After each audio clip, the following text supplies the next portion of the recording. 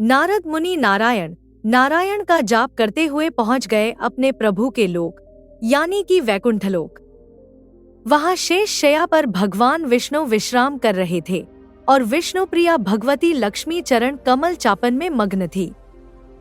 नारद मुनि थोड़ा ठहरे, फिर सोचा कि प्रभु के विश्राम में विघ्नडारक न बन जाऊं, इसलिए चुपचाप चल पड़ने को उद्यत हुए।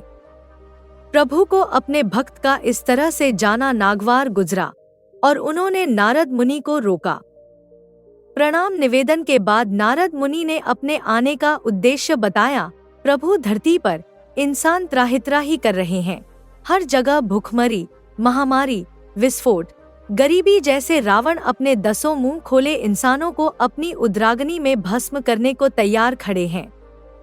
प्रभु, आप तो प्रत्येक युग में इंसानों की रक्षा के लिए धरती पर अवतरित होते हैं, फिर कलयुग आपके स्नेह से वंचित क्यों है?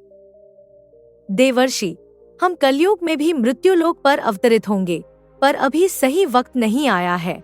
कलयुग को थोड़ा सा इंतजार और करना होगा, भगवान ने सांत्वना देते हुए कहा।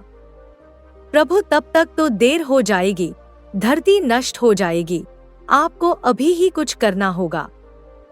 पर नारद मुनि भी जानते हैं कि प्रभु ब्रह्मा जी के बनाए नियम में उलटफेर नहीं कर सकते। वे अपने निश्चित वक्त पर ही अवतरित होंगे, लेकिन समस्या का समाधान भी जरूरी है।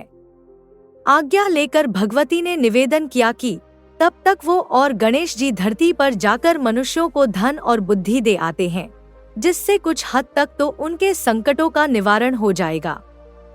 ब्रह्मा जी को भी इस प्रस्ताव पर कोई खास आपत्ति नहीं हुई, बस उन्होंने इतना भर कहा कि सब कुछ ठीक नहीं करना, क्योंकि तब प्रभु का अवतार कैसे होगा?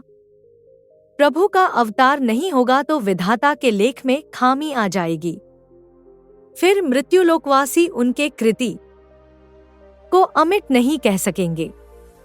भगवती लक्ष्मी और गणेश जी ने दीपावली के शुभ दिन को ही अवतरित होने का मन बनाया। इसी दिन वो अपने भक्तों की परेशानी को दूर करके अपने अपने धाम लौट जाएंगे। उन्होंने ऐसा विचार कर लिया। दीपावली के दिन में तो उनकी पूजा हुई नहीं, वो आए और लौट गए। लोग एक दूसरे से मिलने में, अपने अपने तोहफों को अच्छा बताकर दूसरों के तोहफे घटिया बतलाने में व्यस्त थे और इसी में रस पा रहे थे। दोनों अपना सा मुंह बनाकर लौट गए। नारद जी ने उन्हें बताया कि पूजा तो रात को होती है, इसलिए आप दोनों रात को ही जावें। रात गए वे दोनों धरती लोक पर उतरने को तैयार हुए, पर ये क्या, बाहर से ही वायुमंडल प्रदूषित हो चुका था। सांस लेने में काफी तकलीफ हो रही थी। आकाश मार्ग धूल धुएं से अटा पड़ा था।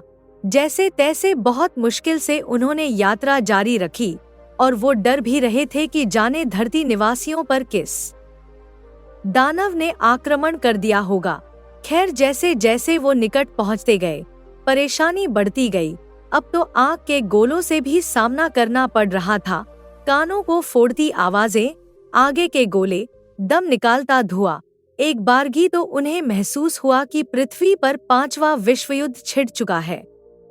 खैर, जैसे तैसे करके वे धरती पर पहुंच ही गए। वे सोच रहे थे कि ऐसे माहौल में जब उन्हीं के लिए इतनी मुश्किलें हो रही हैं, तो बेचारे इंसान कैसे जिंदा होंगे। पर धरती पर आकर पता चला कि ये सारा तमाशा इंसानों ने खुद ही खड़ा किया है। हद तो तब हो गई जब मस्ती के नाम पर एक बच्चे ने गणेश जी और लक्ष्मी जी के ठीक सामने बम फोड़ दिया और हंसने लगा। पर इनकी तो सिट्टी पिट्टी गुम हो चुकी थी, पर वे क्या करते। आखिर है तो ये बच्चे ही।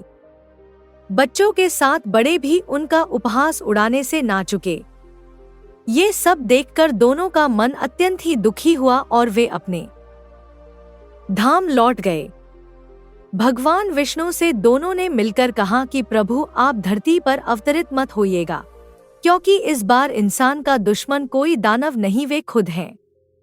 भला जो खुद जलना चाहे तो उसे कोई कब तक बचा सकता है। और उन्होंने पूरा वृतांत कह सुनाया। त्रिदेव भी इस वृतांत को सुनकर अपनी बनाई इस सृष्टि की करतूतों से शर्मसार हुए और नारद मुनि तो इतने व्यथित हुए कि कुछ देर तक वो नारायण जाप करना भी भूल गए। दोस्तों, वीडियो पसंद आए तो वीडियो को लाइक करें और चैनल को सब्सक्राइब करें। ना भूले वीडियो को अपने दोस्तों में शेयर कर दो।